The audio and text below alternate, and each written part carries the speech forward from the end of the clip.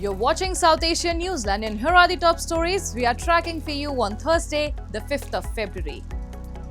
India to sign trade deal with US in March, says Commerce Minister. Pakistan concludes Balochistan operation. Analysts warn of strategic deadlock. And Jamaat pledges constructive ties with India ahead of Bangladesh election.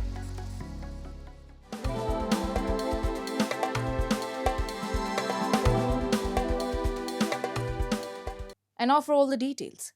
India's Minister of Commerce and Industry, Piyush Goyal, on Thursday announced the signing of a formal legal agreement on the US-India trade deal will be held around mid-March. Meanwhile, India has strengthened its relations with the US in a meeting held on critical minerals in Washington. We have a report. India's Minister of Commerce and Industry Piyush Goyal announced on Thursday that a formal legal agreement on the trade deal with the United States is expected to be signed around mid-March, with a joint statement expected to be issued within the next 4 to 5 days. Under the trade deal, U.S. tariffs on Indian goods will be reduced to 18% from 50%, while India is expected to halt purchases of Russian oil. बहुत ही सार्थक चर्चा चल रही है भारत और United states of America के बीच, जो हमारे दोनों नेताओं ने निर्णय लिया है। हमारा पहला ट्रांच बायलैटरल ट्रेड एग्रीमेंट का लगभग तैयार हो गया है।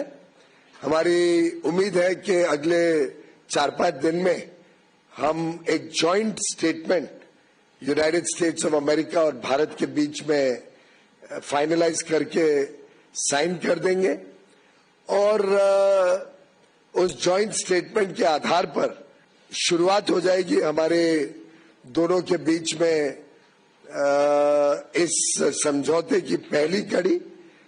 साथ ही साथ एक फॉर्मल एग्रीमेंट ड्राफ्ट हो रहा है जिसको शायद महीना भर 1.5 महीना लग सकता है और उस फॉर्मल एग्रीमेंट को मिड मार्च तक साइन करने का अंदाजा है। लेकिन 18% जो यूएस टैरिफ्स घटने हैं वो जॉइंट स्टेटमेंट अनाउंस होने के बाद एग्जीक्यूटिव ऑर्डर द्वारा यूनाइटेड स्टेट्स ऑफ अमेरिका कर देगा। The deal has triggered political debate, particularly over its potential impact on Indian farmers. Addressing these concerns, Agriculture Minister Shivraj Singh Chauhan assured that interests of farmers remain fully protected. The U.S. has long sought greater access to India's dairy sector. However, India is expected to keep dairy outside the deal, citing its critical role in rural livelihoods. हमारे छोटे किसान हो, बड़े किसान हो, हमारे कृषि उत्पाद मुख्य रूप से जो हमारे थे, वो सब के सब सुरक्षित रहेंगे। ऐसी कोई चीज के लिए बाजार नहीं खोला गया। Meanwhile, speaking after attending the ministerial meeting in Washington on critical minerals on Wednesday, India's Foreign Minister Jaishankar said the talks were productive and outcome-oriented. U.S. Secretary of State Marco Rubio highlighted the growing importance of cooperation in securing critical mineral supply chains. That was the principal reason. It was a very good discussion. Critical minerals is a very important subject. The U.S. has been a partner for some years.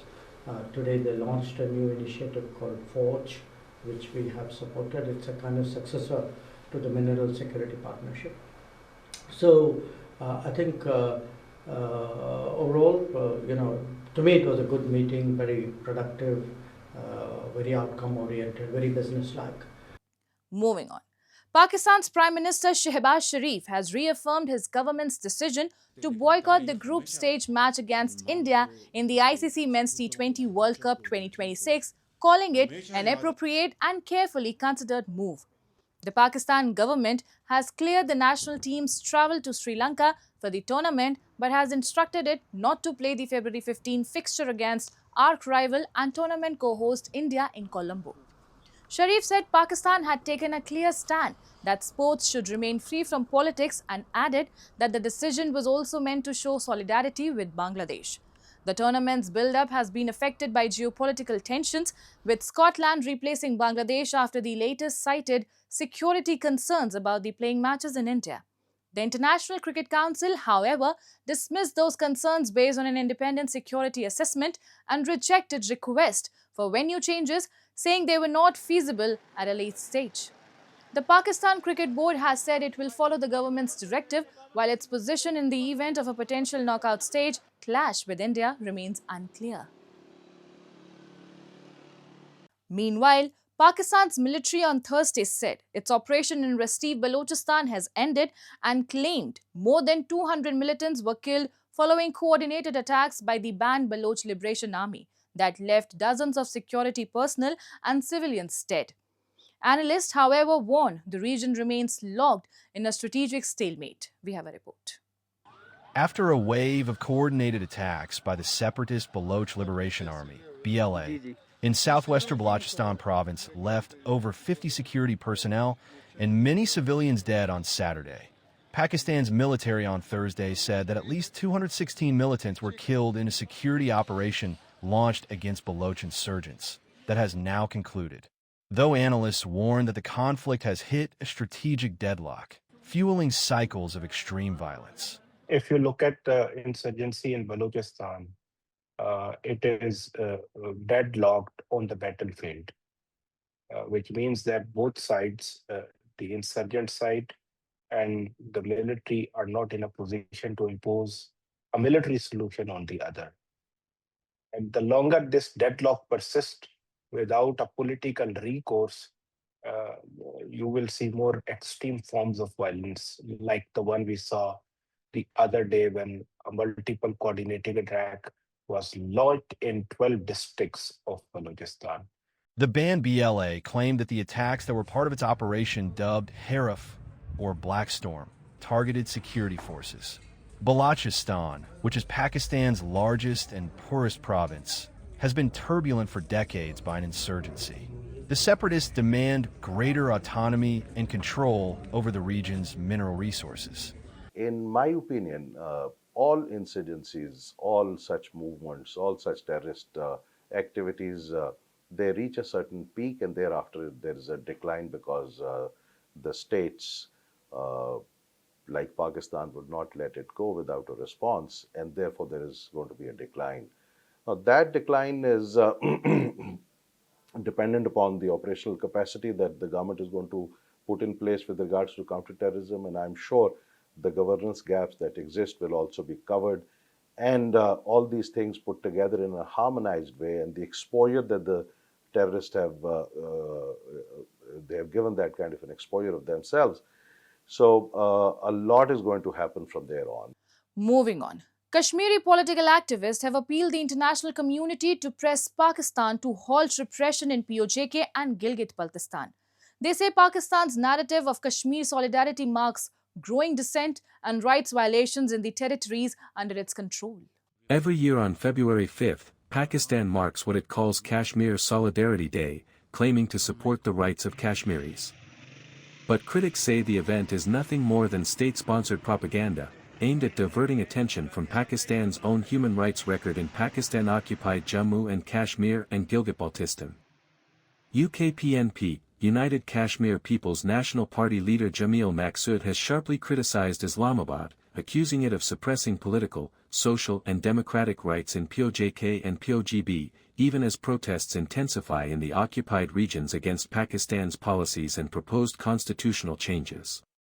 Pakistan at one end has occupied, marginalized, oppressed the people of Pakistani occupied territories of Jammu and Kashmir, commonly referred to as Azad Jammu Kashmir and Gilgit-Baltistan at one end, and on the other end they are staging so-called solidarity with the people of Jammu and Kashmir. This is the mockery of the word solidarity.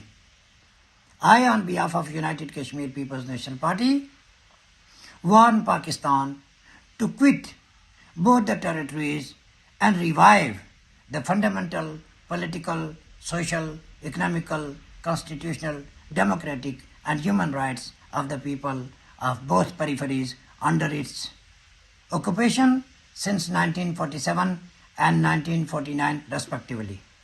Maqsood underscored Pakistan has continued to erode human rights and democratic freedoms in the occupied regions, bringing legislations that further subjugate people's rights in POJK and POGB. Right now, the people in both peripheries are staging protest, demonstration and rejecting Pakistani policy of bifurcating the territory under its control. The so-called 28th Amendment would further deteriorate the human rights situation in both the regions. We appeal to the world community that they should use their good offices and diplomatic clout on Pakistan to stop its policies of repression and demonizing political activists, social rights activists, and civil society under the guise of so-called PICA Act and many others. And Bangladesh is days away from the crucial national election that could reshape its political and diplomatic path. As campaigning enters its final stage, the Islamic Conservative Party, the Jamaat-e-Islami, has unveiled its election manifesto promising constructive and cooperative relations with neighboring countries, including India. The party has also outlined plans to strengthen Bangladesh's global standing, including improving the international credibility of the Bangladeshi passport. The party has pledged deeper involvement with the United Nations and international organizations, particularly on peace, security, human rights, and economic development. The polls are also historically significant for another reason. For the first time in decades, Bangladesh's dominant political figures, Sheikh Hasina and Khaleda Zia, the battling Begums, will not be on the ballot. Hasina remains in exile in India following her ouster after the July 2024 uprising, while Zia passed away recently after a prolonged illness. Khaleda Zia's son Tariq Rahman, however, remains a front-runner. Analysts say the absence of Hasina's Awami League has made the outcome difficult to predict. Meanwhile, Bangladesh Army said all arrangements are in place for a peaceful election on February 12, with around 1 lakh troops deployed. With the kind guidance of our respected Chief Army Staff, Bangladesh Army will remain ever ready to assist the civil administration to hold a free and fair election on 12th of February. I would also like to mention here that we are ready to provide any security to the observers, those who will be coming for these election powers, especially the foreign observers. The Human Rights Watch in its World Report 2026 has stated that the Taliban authorities in Afghanistan last year increased their repression of women and girls and enforced new regulations further curbing media freedom. The report notes that the country's already severe humanitarian crisis worsened by cuts in foreign aid, and the forced return of millions of Afghan refugees has deepened further. New draconian laws issued by the Taliban have further restricted women's freedom of movement and access to public spaces, while enforcing existing bans on post-primary education and limitations on employment. These abuses have been termed by UN experts as gender apartheid. The report further highlights restrictions curbing media freedom and arbitrary detention of critics. It urges international community to fund and support the new investigative mechanism on Afghanistan and to provide humanitarian assistance to Afghan people, stressing that no country should forcibly return Afghans who may face persecution or threats to their lives. And that's all in tonight's edition. We will see you same time tomorrow. Till then, good night.